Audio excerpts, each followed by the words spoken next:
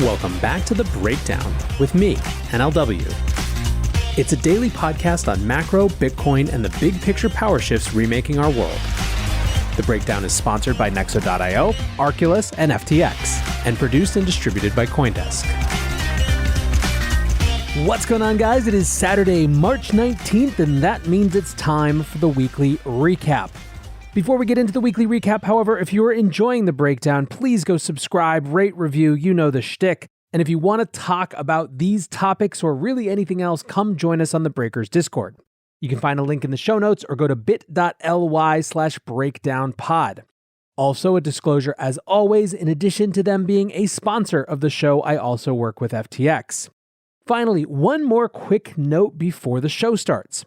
If you haven't bought your tickets yet, I highly suggest you check out CoinDesk's Consensus 2022, which this year is happening in Austin, Texas, between June 9th and June 12th.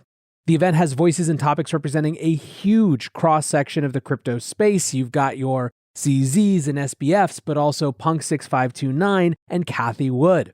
It should be a really, really good time. If you're interested, you can use code BREAKDOWN for 15% off your ticket. Check out coindesk.com/consensus2022. All right, weekly recap time, and this week we have a fair bit of regulatory intrigue to catch up on. First, there has been a growing tension between congressional blockchain advocates and the SEC. Tom Emmer and 7 other congressmen sent a letter to Gary Gensler and the SEC this week. He wrote on Twitter, "My office has received numerous tips from crypto and blockchain firms that SEC Chair Gary Gensler's information reporting requests to the crypto community are overburdensome, don't feel particularly voluntary, and are stifling innovation.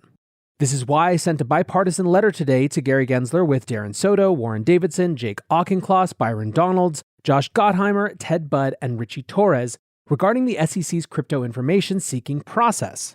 While the SEC has authority to obtain info from market participants for rulemaking purposes, it must ensure that these inquiries don't infringe on the standards established in the Paperwork Reduction Act, which limits the burden the government imposes on private businesses and citizens. Crypto startups must not be weighed down by extra jurisdictional and burdensome reporting requirements. We will ensure our regulators do not kill American innovation and opportunities."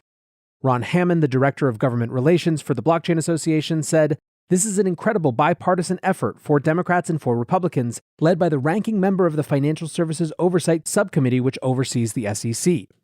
Jake Chervinsky, the head of policy at the Blockchain Association, was not pulling any punches, saying the SEC's tactics of regulation by enforcement are both harmful to the crypto industry and counterproductive to the SEC's own mission. My thanks to Representative Tom Emmer and this amazing bipartisan group of leaders in Congress for investigating the SEC's enforcement practices." Lawyer Jason Gottlieb wrote, "This is a good letter. I respect the SEC enforcement staff, smart and hardworking, but their requests are almost always far too broad, inflicting massive costs on fintech companies and individuals, many of them not wealthy. The SEC needs to be reasonable and consider costs." I think it's a good reminder that when we speak about the government and its relationship with crypto, we should not view it in monolithic terms. Not only do you have multiple departments within the Biden administration trying to figure this stuff out, you also have the difference between elected officials and non-elected officials. I expect to see elected officials try to assert a lot more authority in the coming weeks and months as Biden's executive order starts making its way into government policy. Next, let's move to yesterday's very weird hearing, understanding the role of digital assets in illicit finance. So this was obviously about crypto and Russian sanctions, and it felt like something that was maybe meant to pin the industry down, but sort of didn't go that way. It featured testimony from Jonathan Levin, the co-founder and CSO of Chainalysis, Michael Mosier, the former acting director of the Financial Crimes Enforcement Network, FinCEN, Michael Chobanian, the founder of Kuna Exchange and the president of the Blockchain Association of Ukraine, and Shane Stansberry from the Duke University School of Law. One of the more notable exchanges came between Elizabeth Warren and Johnny Levin from Chainalysis. Neeraj Agrawal from Coin Center said about it, "I don't think that went the way she thought it would go." The clip he posted, which we're about to listen to now, has over 1 million views. Mr. Levin, let's consider one of Putin's cronies who already has $1 billion or so in crypto that he wants to hide from the governments that are enforcing sanctions on oligarchs. Now, can this oligarch make it harder to trace his money if he hops from one blockchain to another if he deposits those tokens into a couple of wallets that don't require him to provide identifying information, and if he uses a mixing service that launders his money with other people's money. Thank you, Senator. So the scenario that you describe, where an oligarch has $1 billion to be able to launder, requires significant amounts of liquidity to be able to obfuscate that amount of money through the use of cryptocurrency. In fact, many times we've been able to identify... I'm sorry, let me just remind you of what my question was again. What I'm asking is about the tools that are available. Now, he may have to break it up into multiple pieces of, who knows, $100 million at a crack. But the question I'm asking is, does hopping from one blockchain to another, does depositing tokens in a couple of wallets that don't require him to provide identifying information, and does using a mixing service all make it easier for him to hide his money? So, Senator, the answer to that question is no, because the chain hopping that occurs, you need to actually provide the tokens, which in a transparent way that allows you to move across blockchains. We've actually got software that allows you to... So you don't think chain hopping makes it any easier to hide your money? How about depositing tokens in wallets that don't require identifying information? You can always split the money up into wallets that don't require... And that would help hide the money. And how about using a mixing service? That doesn't remove the record of where the money actually sits. But the question I'm asking is, does it make it harder to track the money? No, so it doesn't make it harder to track the money, because using a mixing service, you're telling me, doesn't make it harder to launder money? The daily liquidity value of mixing services globally is about $30 million. So you might have to do this day by day?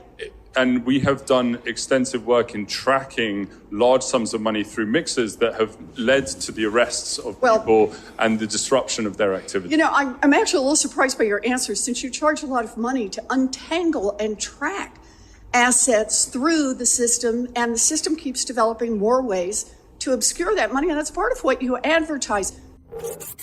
This exchange largely reflects what we've seen over and over. The folks who are trying to warn about crypto helping sanctions keep getting politely talked down by actual experts in the situation, but they don't seem to want to listen.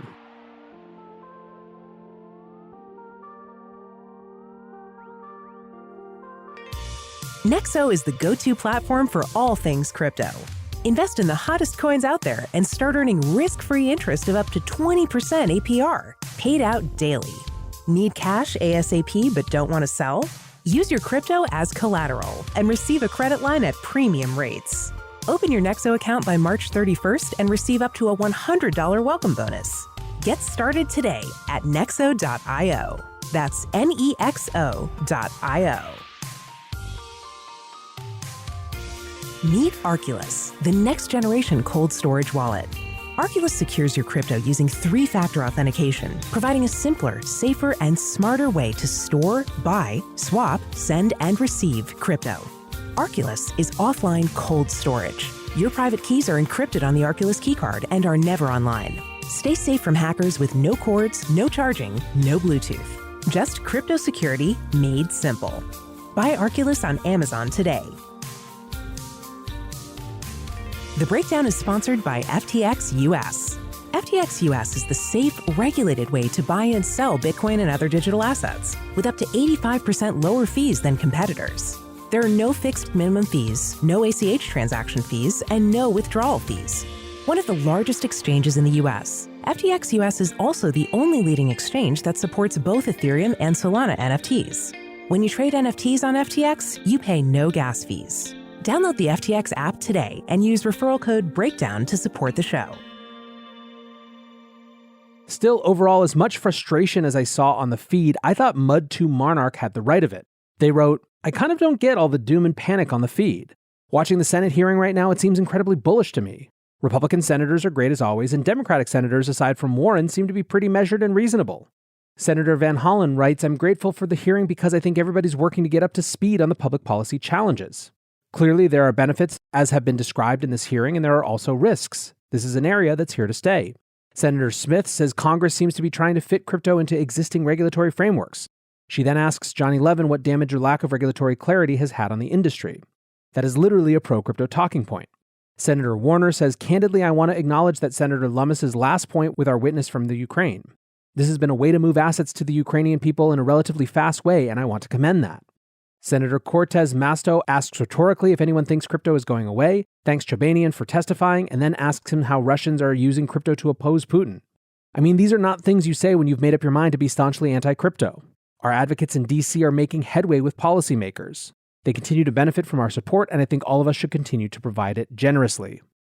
My feeling is that it's pretty hard to have a panel with this set of guests and go in with anything resembling good faith and not come out having an understanding of crypto's role in this conflict that's a lot closer to the average crypto Twitter person than it is to, for example, Senator Warren.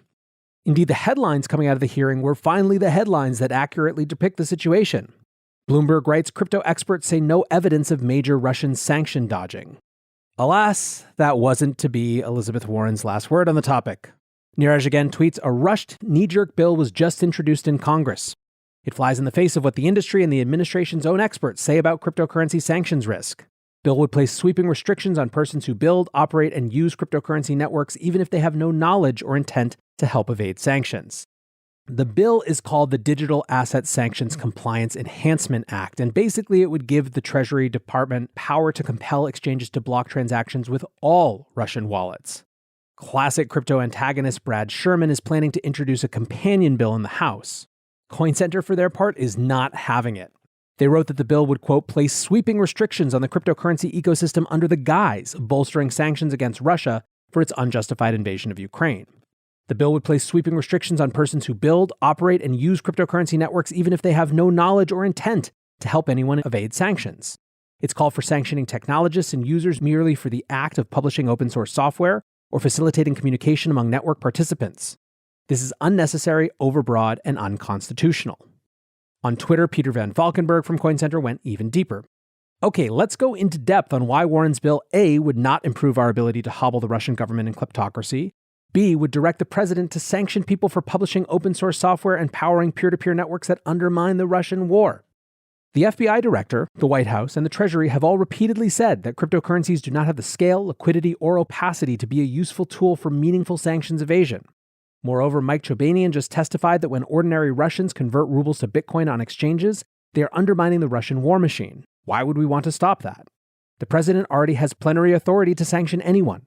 The Warren bill insidiously pushes the administration to use that authority to sanction people who publish open source software, who provide technical support, who help build open peer-to-peer networks. That means under Section 3, you could be fully cut off from the global economy even though A, you merely published software or ran a Bitcoin node on your home computer, and B, had no knowledge of or intent to help anyone violate any sanctions. Under Section 4, you could be ordered by the Secretary of Treasury to stop interacting with any cryptocurrency address that may even possibly be quote-unquote Russian. You can't run an open, freedom-enhancing peer-to-peer network on that kind of atomistic screening of every bit of data. In short, Senator Warren's bill has incredible and sweeping powers to harm innovation and human rights. Worse, it directs the executive to wield those powers against technologists who are, by every account, undermining rather than supporting the despicable Russian invasion. So, for those keeping track at home this week, we had a near miss on what would have amounted to a proof-of-work ban in Europe, beaten in voting on Monday in the EU Parliament. A big enough topic to be at the lead of any given weekly show. We had Yuga Labs, Bored Apes, buying the IP of CryptoPunks, completely and fundamentally challenging how we think about the leadership of the NFT space, how we consider commercial rights, how we discuss commerce versus culture.